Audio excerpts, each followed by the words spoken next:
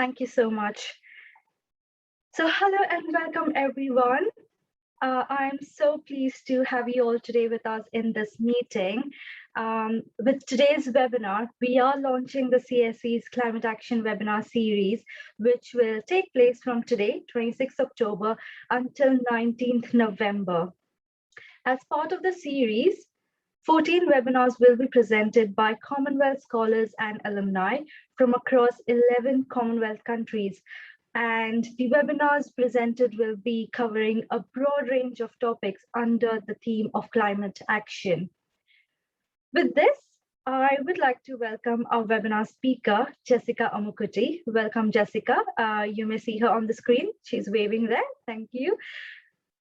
Jessica will be presenting on the topic of COP26 and the Global South, which is also mentioned in the title slide. If we can move to the next slide, please.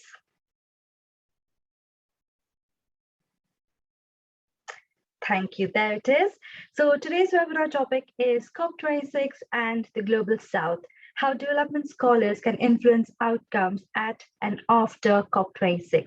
Very relevant topic and very relevant for the webinar series and also the launch of the series. Jessica has recently completed a PhD in climate justice and equity in climate finance from the University of Reading. Currently, she is a research scholar. She's a research fellow focusing on inclusive net zero at the Oxford Net Zero Initiative, where she leads research on global and regional policies and actions on net zero, which can be made more equitable and inclusive. She's also completing an ESRC-funded COP26 fellowship at the Department of Environment and Geography at the University of York. In this role at the University of York, she leads research on climate finance and adaptation in the Global South. Jessica is a 2013 Commonwealth Scholar from Kenya, and she completed her MSc in Climate Change and Development at the University of Sussex.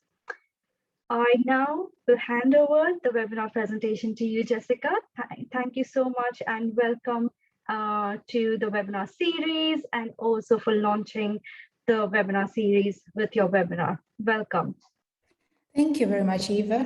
I hope everyone can hear me. Hi, everyone. It's really great to be here. My name is Jessica Omukuti, and I am a research fellow at the University of Oxford. As Eva has mentioned, I finished my PhD at the University of Reading. I also worked at the University of York. I was a 2013 Commonwealth Scholar at the University of Sussex. And so today I just, my work is, I work on climate justice and climate change governance.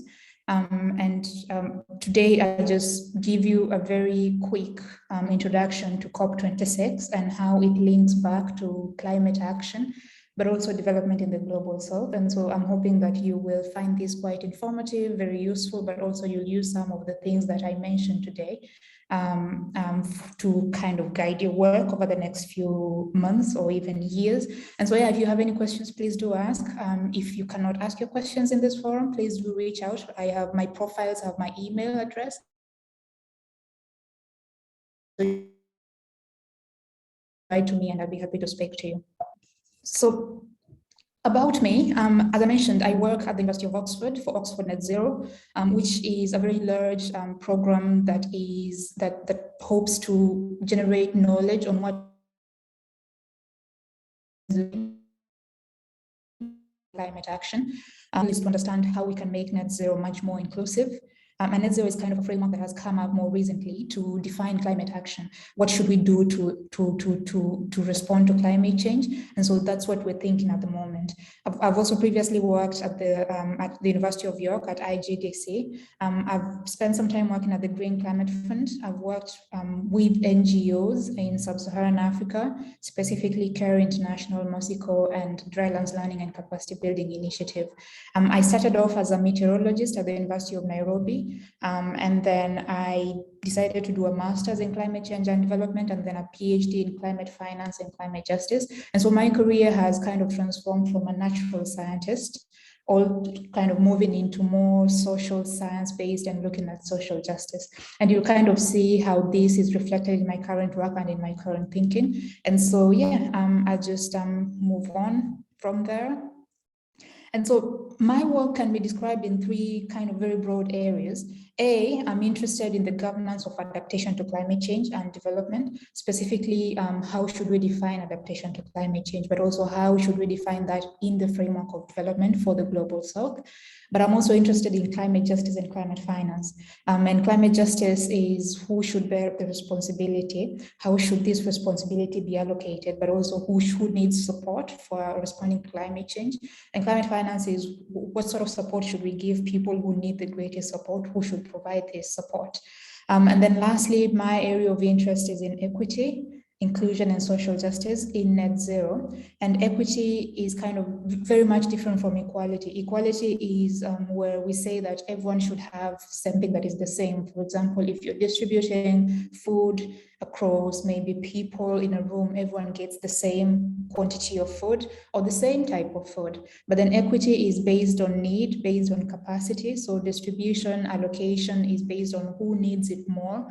And so if we have people who did not have breakfast, they'll probably get a larger portion of the lunch, let's say portion. Yeah, if we're distributing sandwiches, we say that if you did not have breakfast, then you get a larger sandwich. But then if you if we have a chicken sandwich and a vegetable sandwich, we'll try to decide who gets the vegetable sandwich. And so we can start saying that if you haven't eaten vegetables in 3 days, then you get the vegetable sandwich because vegetables have more vitamins, which are important for your health. If you have been eating vegetables for a while and you can eat meat today, then why don't you try this meat? Because we're trying to balance out. And so that is what equity is, based on need, based on capacity, but also what people prefer. And so I'm trying to kind of understand, how do we make net zero much more equitable? How do we make it more inclusive? And how do we do that for the global south and in the global south? And in my case, most people ask me, what does the global south mean? I think a very basic distinction or definition of the global south is countries in Africa, countries in South Asia, I think most countries in South Asia, and then also countries in Latin America and the Caribbean. And so those are the countries in the global south that we're trying to focus on for making net zero much more inclusive and equitable. And my work kind of spans across those three areas. And today I'll just be talking about, I think today's talk will go back and forth between those. And so, yeah, I'm really excited about that. Today's webinar agenda is, I'll just try to talk to you about why COP26 is a turning point for climate action in the global south. You'll probably have heard this quite a lot of times before. Every COP is a very new opportunity for the global south to kind of, to turn around the tide in relation to climate action, to make climate action much more inclusive to them. But also I'll talk about what scholars from the global south, but also those that work in the global south or development scholars, what they can do to accelerate climate action at and after COP26. So COP26 starts in about 1 week or even less. So it starts on the 1st, which is on Monday. Yes, it starts on I think it starts on the 30th. So it's kind of a few days to the COP. And so most of these discussions today will be, what can you do after COP26? If you're not attending the COP, maybe you should kind of set your eyes on what can you do after COP26. And I'll try to kind of give you pointers towards that direction. Okay, starting off with a very basic introduction, the problem of climate change. If you're new to this, maybe this would be useful. But if you've been working in development for a long time, you've probably heard this quite a lot of times. Climate change is an existential issue for a lot of people. There's reports that have been released since as early as 1992 that indicated that the atmosphere is warming, and so climate change is linked to the level of emissions we release into the atmosphere. The more emissions we release into the atmosphere, the more warming we get. And the emissions are mostly, the greenhouse gases.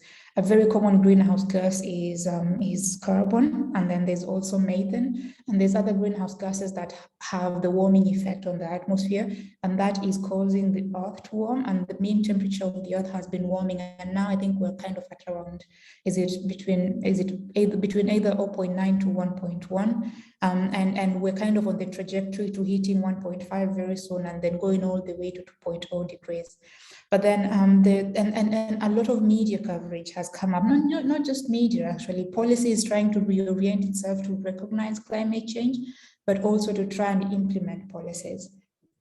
And some of the headlines that we see in newspapers are really, really catching. For example, this Guardian article that say that the worst of climate change is still avoidable. And so kind of a lot of the reports we've been seeing from the IPCC, we've seen national reports, but also regional reports from think tanks, from scientific organizations that say that we're on the path to reaching 1.5 degree mean warming of the atmosphere. And we need to do everything we can to limit that warming, because a 1.5 degree warming means that there's a very heightened risk from climate change effects. For example, we have much more frequent droughts, very intense droughts. We'll have much more frequent droughts or tornadoes or hurricanes or landslides or flash floods. And so climate change is meant to change the intensity and the frequency of very extreme events. And extreme events are those that cause very, very huge losses that have both economic and non-economic losses. And so we're on the path, and a lot of the assessments say that we can still change that. We can still reduce warming to limit global, we can still reduce emissions that we put into the atmosphere to limit global warming, and start bringing them down so that we can start cooling the atmosphere, at least cap it to 1.5 if possible. And that is the problem of climate change. And at the center of it is the issue that those who are responsible for causing climate change are not those that are being affected. And it's kind of at the very basic of it. It's those who emit the most emissions are not the people who are affected by it, because emissions come from burning fossil fuels, and those that are burning fossil fuels are in one very specific part of the world, and those in the global south who have emitted very, very little and who continue to emit very, very little are mostly affected by these climate change risks. For example, a very good example is those floods in Germany, I think a month or so ago. And then the usually floods in other places like Bangladesh, like Nepal, in sub-Saharan Africa. A flood of the same magnitude has greater effects in sub-Saharan Africa than in Europe. But even that, there's quicker recovery in Europe as compared to sub-Saharan Africa. For example, a flood that will affect a family in sub-Saharan Africa, it will take years for them to just get back the assets that they lose. Homes will be lost, farmland will be lost, crops will be lost, and it will take years for those households to come back. But then in Europe, there's always social protection measures, not even social protection measures, there's just protection measures that ensure that households are able to recover much quicker. And so the capacity to respond to these effects of climate change varies across places. And so in Germany or in Europe or in the US, where you see very high emissions, there's still very high capacity to respond to these risks. While in places like sub-Saharan Africa or South Asia or Latin America, where there is very limited emissions, you also find that there is very limited capacity to respond to these risks. And so this is something that is still featured in climate change responses, and it's still featured even in COP26 today. It's something that will be discussed quite a lot at COP26. So then the Paris, so we've come up with agreements globally that say that we need to limit how much emissions we put into the atmosphere.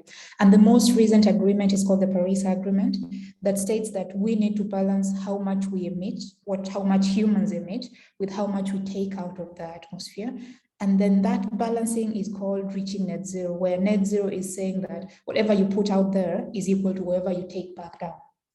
And net zero is what kind of is framing debates, conversations, policy actions right now. So everyone is thinking about how do we make sure that we reach net zero?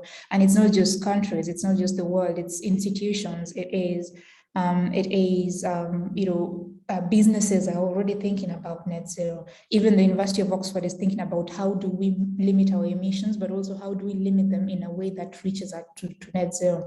And so net zero means that we kind of deviate from a business as usual, the red line, and we start reducing our emissions, and that's the blue space, where we say that we reduce our emissions in a way that is consistent with science, but also we kind of couple that up with systems or technologies or mechanisms that remove emissions from the atmosphere. And then if we kind of do that in tandem, then we'll reach a point where the amount of emissions we give out to the atmosphere and those that we capture are equal, and that is reaching net zero. But then the Paris Agreement, which is kind of the main agreement that is guiding climate action right now, says that we should continue reducing our emissions even after we reach net zero, so that we keep balancing that.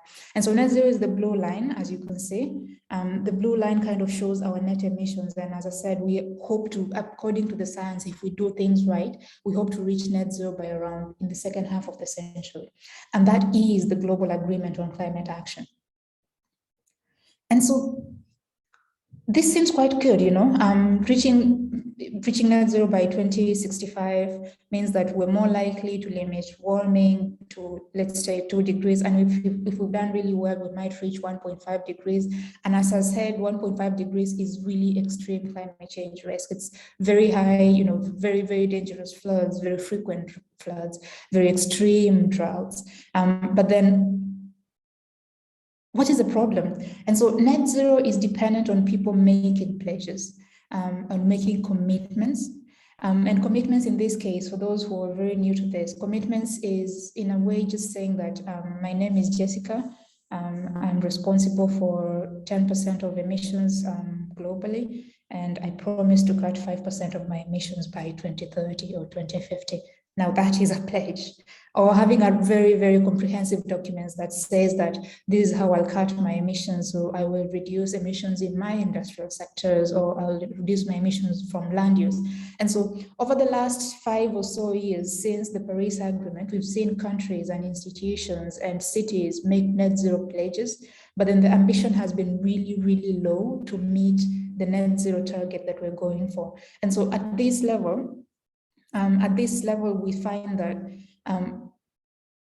the current net zero targets that we have will not get us to even 2 degrees. I mean, we're kind of set on the path of 2.7 to 3.1 degrees, or in a kind of without net zero pledges, but with the pledges that countries are putting in, that institutions and businesses are putting in, we're kind of getting to 2.6 degrees. And an optimistic net zero target where institutions and countries do exactly what they say, or they actually stretch their resources, will get us to 2.1, and that is way outside of what we need as we need to survive, but also to live very good lives.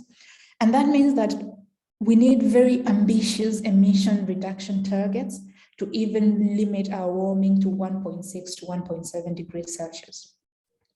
And you can see kind of we're just after 2020, and keeping that warming to 2.6 requires a very steep reduction in emissions. And I usually like to give this example of how much emissions we would need to reduce to get to 2.0 or even 1.5. It is a lot of emissions. We would need to change everything we do about our lives. We would need to replace all our transport. We'll need to replace how we produce everything. We produce plastics, we produce clothes, how we produce food. And so the transformational requirements for reaching net zero, not even zero, just reaching net zero, are very, very huge. And then there's this concern that hitting net zero is not enough. We must restore the climate. We must actually strive to reach zero. But the thing is, net zero is something that we're going for let's say in 2070, 2100. So reaching zero based on the current political climate, where people are making pledges that are not even ambitious enough, or people are making pledges that do not actually come to fruition, means that we'll even reach zero by maybe 2200. And that poses very, very dangerous effects for the whole world, but also for those who are least able to respond to this, the very poor in the global south. And so it's not just an existential risk for the world in this case. It is an existential risk for that person in the Sahara who is just, who has nowhere else to go. They cannot leave, they cannot find a job in the city, they've lived there all their lives. And so it's an existential risk for a person on a small island state that is their home, that is what they know. And so climate change is kind of a very huge issue for developing countries, for countries in the global south. And this is where COP26 comes in.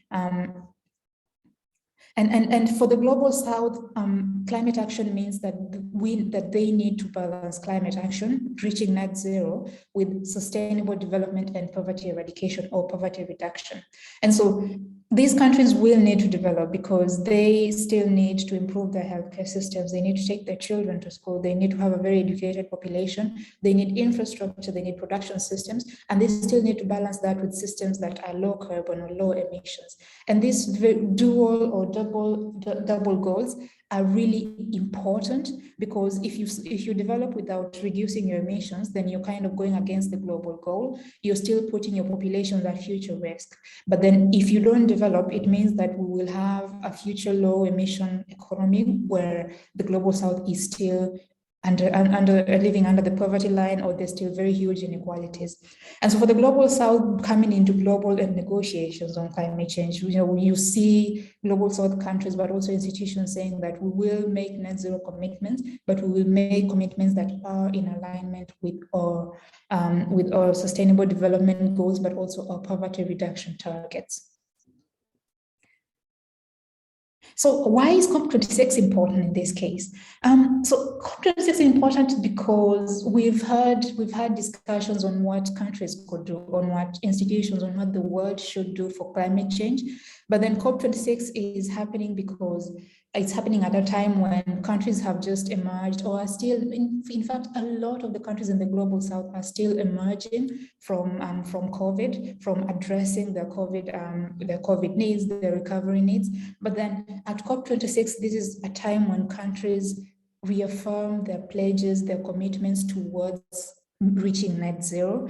And so this year, and I think probably even next year, there will be a lot of revisiting of net zero commitments and net zero pledges and targets to see how realistic they are for countries and institutions, and to see whether these institutions can go further than those pledges and start putting in strategies to achieve them. Because a pledge is just saying, yeah, my name is Jessica, I'll reduce 5% of my emissions. But then our strategy is saying that, okay, I'll reduce these emissions by doing X, Y, and Z. And so COP26 is important because all countries, including the global south, will have to do this. And secondly is, COP26 will have discussions that will see how the world, but also how countries and institutions can adapt to protect communities and natural habitats. And so this is another objective of the COP. And so a lot of the discussions at COP26 will see how can we support adaptation, particularly in the global south. As I mentioned, there's communities, there's individuals or groups in the global south that have very little contribution to climate change, but then they are severely affected. A flood will have a greater effect on them. They'll take much longer to recover. And so conversations at COP26 will focus on how do we ensure that there's enough support, sufficient support for these communities and natural habitats to adapt to climate change risks, while we're still working towards achieving net zero by mid-century. And then third is mobilizing finance. And finance is really important for adaptation, for the second objective, but also for reaching net zero. And so finance, in this case, I think the word should be mobilizing climate finance for adaptation and also mitigation in alignment with net zero strategies. And so here is where I really get excited, because climate finance is something that has been spoken about for a very, very long time. It's still linked to the capacities, because where climate change impacts are more severe is where there's little capacity to respond to climate change. And so countries in the global south need a lot of support. They need financial support, they need capacity, but they also need technological support to respond to climate change. And over the last few years, from as early as 2009, there's been discussions about developed countries committing to mobilizing finance for developed countries committing to mobilizing finance for developing countries to support adaptation and mitigation. But since then, we've seen a very slow evolution of those debates, where in 2009 and I think in 2010, between that, there was a commitment to raise 100 billion per year by 2020 to support developing countries. And since then, that commitment by developed countries has not been met. And so at COP26, there'll be discussions about how can developed countries actually meet this commitment that was made about 10 or 11 years ago. How can they meet the commitment of 100 billion per year to developing countries? How can they balance that allocation between adaptation and mitigation, because the commitment was to make a 50-50 split between adaptation and mitigation. And there's a lot of politics below that, informing that decision. But also, how do we make sure that 100 billion per year US dollars is surpassed? Because adaptation needs are way, way more than 100 billion per year. And they will grow even as we go to 2050 or 2100, because climate change risks are increasing as global warming increases. And so the amount of resources that countries will need to adapt in 2030 will be much higher than right now, because floods will be more severe, they'll be affecting more places, they'll be more frequent, and so finance needs will grow. And these are just, I think there's about 5 goals. There's another one on coordination for the COP26 put forward by the COP26 presidency. I think it's 4 goals, 4 or 5, yeah. And so to me, these are the 3 main goals. And I'd like to lean in more on climate finance, because climate finance determines how successful we are in the global south in responding to climate change. And so climate finance refers to both local, national, or transnational financing sources that are drawn from either public or private or alternative sources of financing that support both adaptation and mitigation to address climate change. And so finance can come from a household, it can come from a community group, anything that comes from a municipality or a local government or an NGO or even a government or anyone who puts finance, who puts money into any sort of response to climate change is creating climate finance. And so something such as, I usually kind of try to redefine climate finance, something such as the government, I'm Kenyan, so the government of Kenya putting in money to develop, to repair a dam, because maybe there's more water coming into the dam because of increased rainfall. So repairing a dam, that money is climate finance. But also a household putting in money to vaccinate their children against measles, because there's a higher incidence of measles in that area, that is climate finance. Even a household treating malaria in their own household, because children are more susceptible to malaria in a place where there wasn't any malaria before, that is climate finance. And there's a very, very huge spectrum of climate finance, ranging from very small funds to very huge amounts to millions and billions.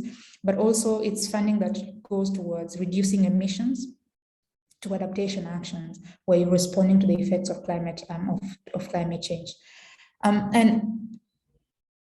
And so climate finance at COP26 is, as I mentioned, is where we kind of come back to the commitment of we need, as developing countries, is that we need finance to respond to climate change, but then they also need this finance delivered as soon as possible, because a lot of the countries, a lot of the communities are already experiencing climate change risks.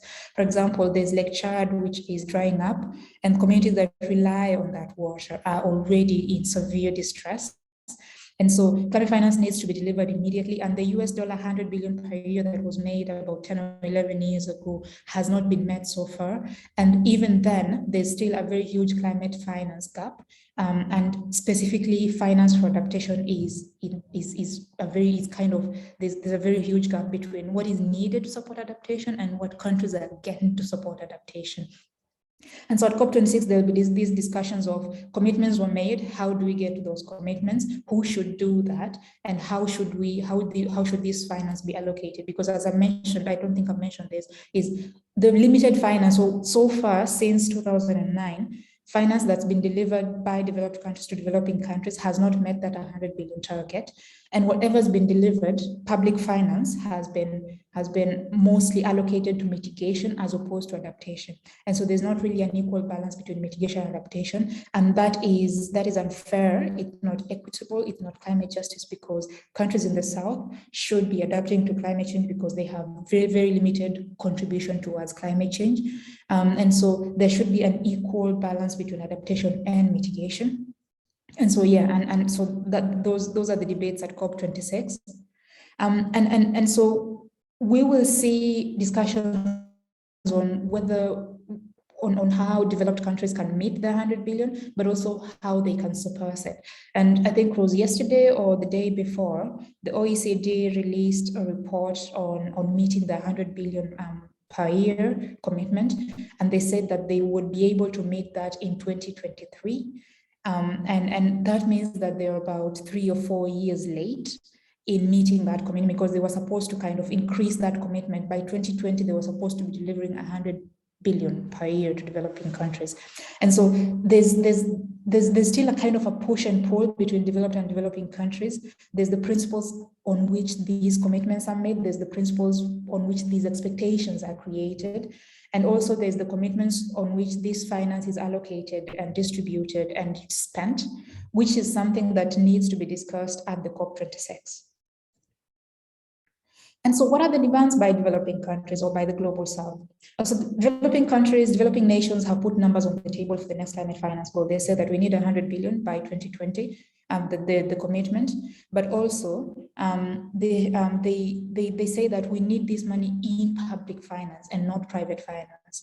Public finance means that it's finance that is emerging from public sources and not finance that is coming from businesses or that is being invested into that is being invested by businesses such as the IFC or the EBRD. So we need public finance sources that reach 100 billion per year. Another demand is that developed countries should commit to increasing grants rather than loans. Because a lot of the finance, the less than 100 billion that's been provided so far has kind of been biased towards finance sources that are debt-based. And debt means that we give you money and then you pay us back.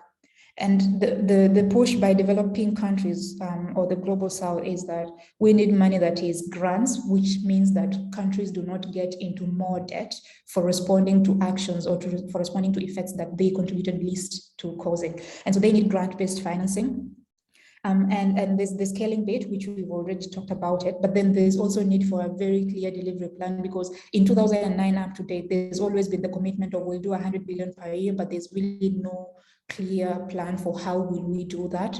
And so there's need for a clear delivery plan. But another demand is that there needs to be an opportunity to negotiate for a higher target after 2025, as mandated by the Paris Agreement. And so after 2025, you'll see countries saying that after 2025, we need a higher target that goes beyond the 100 billion per year, because 100 billion is very little. There's still the climate finance gap, but also the adaptation finance gap. And the two is climate risks are increasing. And the longer we wait to reach net zero, as I showed you earlier, the longer we wait to reach net zero, the more climate change risks we get. And that means that there'll be more people affected in more than, in greater ways. And so there's still very, very, very high need for adaptation. And so that is, and so that is kind of very by Reuters that said that African governments want climate finance to hit 1.3 trillion by 2030. And so we're moving from 100 billion to $1.3 trillion. And that shows the scale of the problem, but also that shows where the direction that the climate finance negotiations are going. And so we'll see this value come up at COP26, but also we'll see it repeated at future COPs. And the next COP, COP27, will be hosted by Egypt. And so the next COP will be an African COP, I call it that. And we will see, I think I'm really looking forward to see the dynamics change. And the reason for that is because hosted by an African government, we hope to see that issues that are really, really important to developing countries and to least developed countries being given higher priority as compared to issues that are maybe politically important for developed countries. And what are the possible outcomes at COP? So this is COP26. This is the structure for COP26. As I said, it starts on Sunday, on Sunday the 31st. And there's a procedural opening of negotiations, and then there'll be a World Leaders Summit on the 1st and the 2nd. And then on the 3rd is where discussions on finance happen. And then we'll have energy, youth and public empowerment, and then nature for the first week. And then in the second week, we'll have, on the 8th, we'll have issues on adaptation, loss and damage, gender, science and innovation, transport, cities, regions, and built environments. This, as you can see, I mean, let me just take you back. As you can see, it's the structure of this COP is, finance is really, really emphasized as a very key point immediately after the World Leaders Summit. But then issues of adaptation are kind of pushed to the second week, and then cities and regions go to the last day, and then transport is also the last day. So the structure of this COP kind of tells you about what is important for this COP, but having finance discussed on the first day gives the opportunity for discussions to kind of feature in the rest of the COP. And so having finance discussed on the first day means that we will have discussions on energy featuring discussions on finance. And so any discussion about where do we get energy, we'll still talk about where do we get the finance for that. Youth and public empowerment will also feature discussions on finance and also nature and throughout the conversations. And so the possible outcomes at the end of COP26 are, as I've thought about this, so there's about 4 possible outcomes. The first outcome is that there's, the negotiations or the negotiators or the parties that are attending COP26 say nothing about climate finance. This is really unlikely because climate finance has featured in all preparations for the COP26. There's been demands put on the table, countries are putting out their expectations, countries are also making commitments and outlining what they think they can contribute to climate finance. And so saying nothing is probably not an option. The countries may also come out with an agreement that they will deliver something that is less than 100 billion per year. And that is kind of, we've seen the commitment by OECD that says that it will meet that by 2023. And so that is kind of, I'm not sure how that stands out. So it's kind of, they're saying that next year we won't get to 100 billion per year, but then in 2023, we'll be able to meet that goal. Another possible outcome is having that commitment say that we will meet that 100 billion per year by 2020, the commitment we made. I don't know how likely that is. And then another very possible option is countries coming together after the negotiations and saying that we've negotiated for the last 5 or 10 days, and our agreement is that we will mobilize finance that will go beyond the 100 billion per year that was made in 2009. And so I think the green option is probably likely. The light green and the light red options are also probably likely. And so there's 3 different ways this could go depending on the negotiations, depending on the outcomes. But whatever these outcomes are, they have very significant implications for the global south. A is global south countries are making kind of it's a way of this has to happen before this happens. For example, African countries say that we need 1.3 trillion by 2030. And if that does not happen, there's a chance that global climate action will slow down, because actors will make commitments based on how much support they're getting to make those commitments for net zero. And so if finance goals are not met, there's global climate action is at stake, because net zero targets will become less ambitious, or net zero targets, even though they may be ambitious, they may not be achieved because there's just not enough resources to make those actions, to make those ambitions achievable. But also it's kind of a political game where they say that if you're not doing this, then we will not make that effort. And so it will not probably be about capacity, it will be about the political negotiations where it's kind of holding ambitions or holding net zero as a hostage and saying that we need finance for us to be able to implement these net zero targets. But also the future of the global south is also at stake, because as we said, without finance, it means that countries cannot implement the adaptation and mitigation goals. And that means that we'll continue having more extreme risks that meet communities or households that are not protected in any way. And so at the very extreme end, we have losses of lives, but also we'll have people losing their livelihoods, their homes, people losing their heritage because they have very limited protection. And that protection is because there's not enough finance to implement adaptation actions. But then here, there's even a bigger issue, is because the global south voice at COP26 is limited more than ever. And so usually COPs happen, there's usually a country that hosts a COP. It goes around. The last one it was supposed to be in Chile. It happened in Madrid. This one is happening in the UK, in Glasgow. The next one will happen in Egypt. There's been COPs in Marrakesh, Morocco. We've had one in Paris, Copenhagen. We've had Doha. And so COPs happen in countries usually, but attending a COP is a very complex process. So this year will be my first attempt to attend a COP. It's a really complex process. So they happen every year, but research has found that historically, developing countries have had very limited representation at COPs as compared to developed countries. And so developed countries have resources to send as many people as they can at COPs. And usually you'd find countries like the US bringing in people as many as 100 to their delegations, to their negotiation teams, while smaller countries, like small island states, bringing in way less people, like even 10% of what the US brings, or poorer countries bringing in probably even a half of that. And so it's kind of the power by numbers, where bigger delegations are able to have their voices heard as compared to smaller delegations.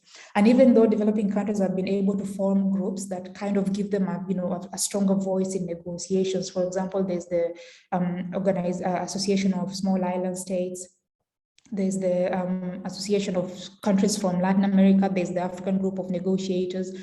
There's still the limited representation from countries in the global south is a very, very big barrier to representation at the COP. And this year is particularly important because countries, until recently, most people from developing countries could not travel. And so there's vaccination rates are very low in the global south. And so traveling is only dependent on whether you're vaccinated or not. And even though the UK tried to open up spaces for vaccination, and in my own country, there was vaccination, people who were planning to attend the COP could only get vaccinated in Nairobi. And so for people living in very, very, very marginalized places or very far away places in developing countries, getting that vaccination on time for the COP would probably have a very, very huge hassle, a very huge challenge.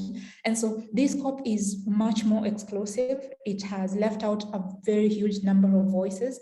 A lot of the events have gone online, so side events have gone online. And so it's good because it means that if you cannot attend the COP, you can kind of follow these conversations online. But then think about that person in Karamoja in Uganda who has the very analog phone, who probably just has enough reception for their own phone to make a phone call. They do not have data, they don't have a smartphone. And so for those people who actually need to have their voices heard, they cannot do that. And we're not saying that previous COPs have been able to do that, because previous COPs, even the COP itself is turning out to be a very elite institution where very specific people, those who are educated, those who have enough social capital can attend these spaces. And so this COP is has very, very limited, more than ever, has limited voice and representation from the global south. And this is what it means. It means that any conversation about climate finance will be happening at a time when the last few months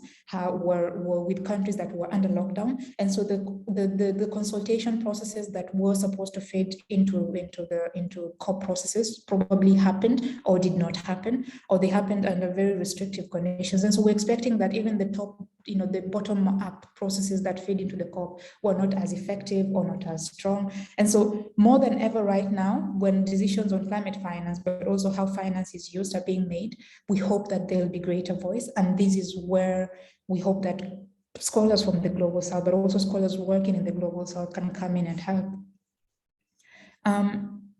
So what can scholars do? I thought about this, and there's three things that, as a scholar from the global south, you could do.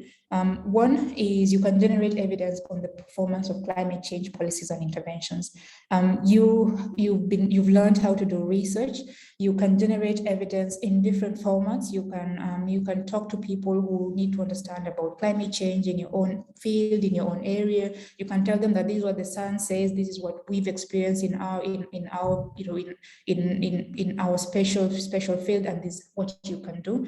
But also, secondly, you can engage with all actors, especially those at the local level and those at the private sector. And particularly in the global south, we need to engage much more with small and medium-sized enterprises that kind of are between larger organizations and communities. They can accelerate climate action at the local level. They can help communities adapt to climate change, but then we need greater engagement with these actors as scholars from the global south or scholars who work in the global south.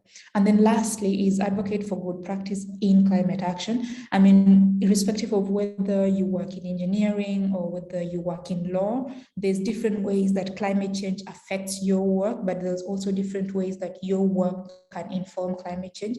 And so all of the work that you do, you can start reflecting on how do we change the discourse on climate change? How do we inform policy? How do we generate evidence on how we can inform policy? And then start engaging with the right people, because as Global South, we can have greater voice, mostly from the bottom up, that will probably be able to feature more, that will have a stronger voice at the next COP in Egypt. And in summary, I think what I said today is that global finance at COP26 will be very pivotal. It will change the discourse on how we handle climate change moving forward, particularly for the global south. And global climate action needs evidence, engagement, and advocacy, especially from global south scholars like you. If you have any questions, please do. I know I've kind of gone overboard, so yeah, please ask any questions. Thank you. Thank you so much, Jessica. And I must say, what a start to begin the CSE's Climate Action webinar series. Thank you so much for your fantastic webinar on a topic that is so apt and the need of the hour, really. I would now like to open the Q&A session. Attendees can send in your questions via the chat box. If you feel comfortable to unmute yourself, please indicate that while you send in your questions, and I will indicate you to unmute yourself and ask your question yourself to Jessica. If not, I'm happy to ask your questions for Jessica. If there are any questions, please do send them in now. Jessica, we do have a few questions that have come in advance to this webinar for you. So if it's okay, I can bring that up now, if you are ready. Mm-hmm. Great. So one of the questions from the registrants is, how is it possible to engage the Global South meaningfully to the global climate change action? As I said, the Global South is just not countries. The Global South has so many people in it, so many groups, people with very different interests. And your role as a scholar is to identify the voices that haven't been represented so far. And having engaged with them, you can start identifying their interests and making sure that they're heard. And so you can start off by thinking about, in the area that I work in, what are the greatest concerns? If I work, we had someone from telecoms, what are the greatest concerns in relation to telecoms, and how can we start getting interests or voices of those who are reliant on telecoms or those who work in telecoms engaged in climate change policies? How do we get people to be more aware about climate change? But also we need climate change issues to be reflected in how countries are governed, in how the environment is governed in these countries. And so very simple things such as educating people on climate change, having very open conversations about this is climate change and this is how it affects you and this is how you can change systems is really, really important. And I think having that knowledge is a very good start, but also being able to point people to the direction where they can find help, because we do not have that help. I think a lot of the decisions on climate change are made in political spaces, and helping people access those political spaces would be very important. Something as simple as go and question your local member of parliament about what they're doing in relation to rivers that are drying up, or access to water, or access to clean air spaces. And so having those conversations with the people who you think really need to engage in these conversations is really important, but also linking those up to how they can influence global climate action and how global climate action affects them. Because a lot of people for example, in Africa, don't even know that the COP is happening. And this is where their lives are being determined. Literally, they'll determine that, well, we'll start putting subsidies on cook stoves, or we'll tax kerosene more to get finance for this. And so lives will be decided at the COP, and people need to be part of these decisions. Thank you so much for making that point on African governments. We do have a similar question, or a related question, I should say, in the chat box from Alice, who is, okay, Alice, would you like to unmute yourself and ask your question, please? Hi, thank you so much. And what a wonderful presentation you did, and very informative indeed. My question, I work with non-governmental organizations on the field, and we have noticed that a lot of governments in our African countries, they say they want these resources, but there is a political window dresser. But the funds, if they do come, they actually do not reach the people on the ground. We have seen more non-governmental agencies actually acting more in the spectrum and being on the ground really than the governments. And I hear you when you say the resources should come direct to governments. How can we be sure that the resources would actually reach the people on the ground and actually do what it's supposed to do? So there's kind of two sides to this coin. And the one side that I didn't talk about was the effectiveness of finance. One thing I really focused on today was getting that finance delivered. And the second one that you've just mentioned is, after that money is there, what does it do? And this is something I've done quite a lot. And those are conversations that in most cases do not happen at the international level for so many reasons, because that I probably will not get into. But I think the effectiveness of finance, as you've rightly mentioned, is something that also has to be discussed. And yeah, so in most cases, finance at the COP, it will be questions of, we need money delivered to countries in the global south, and governments are usually in that room talking about, we need that money delivered. And a lot of the delivery of finance has governments at the center of it. It may not directly go to governments, it may go to NGOs, it may go to trade unions or anyone else, but then governments are usually at the center of it, determining where the priority areas for funding are. But then we need conversations from people working in the global south about effectiveness of finance. And a lot of these conversations that just disappear in the middle, they don't kind of precipitate to the very top level. But then we need much more voices on, the finance is there, the finance is supposed to reach these levels, and we need this finance to actually contribute to vulnerability reduction. And so this is where you and your colleagues could help. You could identify areas where finance is most effective. You could identify ways to deliver that finance. You could generate more evidence, but also engage with the people who are at the forefront of allocating this finance.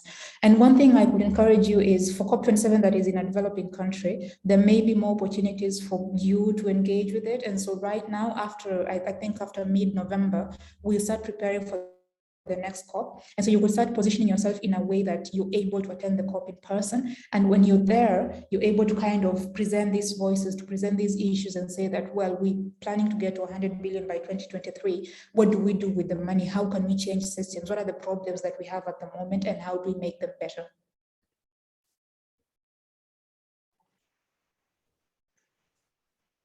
Thank you, Jessica, for your response. Alice, thank you for your question. The next question is from Abdul Rashid, who's asking, what do you think about the efforts from developed countries to stop developing countries from exploring fossil fuels, for example, gas, in order to facilitate energy transition? Do you find that problematic in light of need for development needs and climate equity? That is kind of, that's really at the middle, at the center of debates on net zero. So the question on net zero is who should be implementing net zero strategies? What principles should we use to allocate responsibility for emission reductions, but also for paying for those actions? Because we know that everyone needs to reduce emissions by the second half of the century. And the Paris Agreement says that developing countries will have to do that a bit later because they still need to develop. And so right now is conversations, they're really kind of taking shape, conversations on who should do what and how should they do it. And so and things about having developing countries being pressured into designing or implementing net zero strategies is things that we're seeing come up quite a lot. There are conversations, there are points for and against that. There's points that, well, everyone needs to reduce their emission irrespective of what they've done to contribute to it. There's other debates, there's other arguments that say that, well, developing countries have not done much. They still have that share of the atmosphere that they can still utilize, and so they need to continue. They need to continue emitting. One issue is that eventually this will be a political decision, and this decision will be made at the COP. Irrespective, I mean, we could generate all the evidence that says this is a good thing, this is a bad thing. Eventually, the decision will be made by political leaders at the COP. And this is where, Joseph, you can, people who are thinking about, and Abdul Rashid, people who are thinking about responsibility, but also thinking about what can countries do for net zero. You can also start influencing your governments who are in the middle of that to kind of get your voices on what you can do, what you think countries should do, but also coming up with pathways that you think are compatible with your own needs. I think that makes, I don't know if that makes sense to you, but yeah, let me know. Thank you, Jessica, for responding to that question. We have a question from Kelvin, who is a scholar from Kenya. Kelvin is asking, should developed countries focus on reducing carbon emissions, for example, retrofitting of carbon capture plants, or financing developed countries to adapt and mitigate effects on climate change? Yes. That is kind of the overall agreement. The Paris Agreement says that developed countries should take the lead, and the developing countries will continue emitting up to a certain point. They'll peak the emissions a bit later, and then they'll start reducing the emissions. But developed countries should take the lead. The question is whether they will actually do that. And to what extent do they actually reduce their emissions? And this is where we are at the moment. Countries are making commitments, and so we've seen so many countries. We have the UK make commitments, the US, we've had a lot of European countries also make commitments for net zero. That shows that level of leadership. We have institutions that are doing it, but I think the content of it is, how are you planning to do that? And does that facilitate actual emission reductions? Does that infringe on the rights, on the needs and the priorities of developing countries? How does that fit into the scientific goal, or the goal of reaching net zero by mid-century? And so we know, based on the Paris Agreement, which a lot of countries have signed up to, we know that developed countries should take the lead. And I think the right question is, how should these countries be doing that? And that's where our research is focusing on, is what should developing countries do and what should developed countries do? What pathways are correct? Should we be focusing on reducing emissions, or should we capturing emissions. Things such as retrofitting, let's say, policies or instruments on coal plants to reduce emissions. Is that an option, or should we just say, just close down your coal plant? Should we have different approaches for developed countries and developing countries? Should we just say, well, should we just be planting trees instead of just, instead of reducing our emissions? Should we just plant trees all over the world? And so these are the questions that we're talking about right now, because we've moved forward.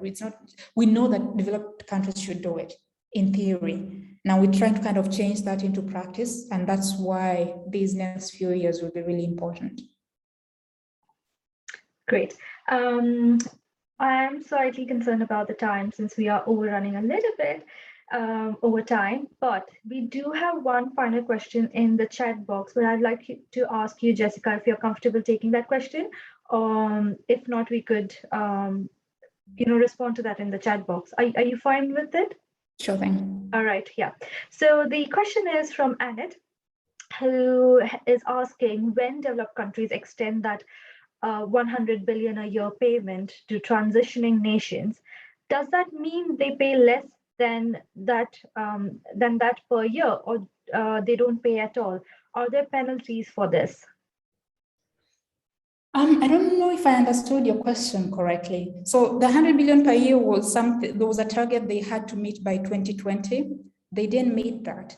And this COP was kind of the COP where the chicken came home to roost, and the chicken in this case, I'm not sure who the chicken are, but the developing countries are coming to the COP this year to call on developed countries to meet their obligations. But then developed countries put out a report that said that we will only be able to meet that goal by 2023, which means that between now and 2023, they will be delivering less than that per year. And so it means that maybe this year they'll deliver, let's say, 60 billion, and then next year they'll probably increase that to 80. And then in 2023, they'll now reach to 100 billion. And a lot of the Twitter conversations I've been seeing are questions on, so what happens between now and 2023? Do we just sit down and do we just sit and wait for you to meet that goal? And exactly what you asked, are there penalties for those who do not meet that goal? And also C is, once you reach that 100 billion, will there be kind of a system where you top up the years that you didn't meet? And so it's kind of a conversation that is still up in the air, where it's questions of, is this a debt? Do you owe us a debt, and will you pay that debt? Or is it just a charity where you say that, well, we'll meet that goal later, and then don't mind, we'll be okay with that. And so this COP will see a lot of these conversations, and the issue is it will be happening in both political spaces, but also in technical spaces. In technical spaces, at spaces like this, where we look at the basis for this, who's responsible for what international relations principles can we use, what scientific principles can we use, but also in political spaces of who's responsible for what, who's responsible for emissions, who has the capacity to do that. And I encourage you to kind of follow those conversations, be on the lookout. And if you have any questions, please do reach out. I'm really happy to speak to you about this. Even the basic questions, as easy as what's COP26, I'll be happy to talk to you about it. Wonderful, wonderful. Thank you so much, Jessica, and thank you to our attendees for sending in your really interesting questions in the chat box for our speaker. With this, I will end the Q&A session here and the webinar in general as well. Jessica, thank you so much once again for the brilliant presentation. Your presentation gave us a gist about climate change in general, the importance of COP26, and also the challenges faced by representatives from the Global South in attending this year's COP26 event. You also enlightened us about climate finance, which is a really great start to not just a webinar series, but today's day in general, because we are also having a second webinar today, which is on the topic of climate finance this afternoon. So thank you so much for throwing light on that aspect as well. Once again, it was really good to know what Commonwealth scholars can do to get involved within the climate change space, and I really hope that no matter what field you are studying or working in, you will now start thinking about how you can contribute to towards the climate action space. So yeah, thank you so much for throwing light on that, Jessica. And thank you to our attendees for joining in today for this session. We do have a lineup of 13 more webinars coming up in the next few weeks. So do join us in those webinars as well. But Jessica, before we end this webinar, would you like to summarize or say any final thoughts? No, I'm really glad. Thank you for having me today. I look forward to probably interacting with all of you again sometime soon. Yes, definitely. And as Jessica mentioned, if you would like to connect with Jessica, please do so on LinkedIn. If you have any further questions or would like to connect for, to discuss this topic in length, Jessica is available for further discussions on LinkedIn. So please do connect with her.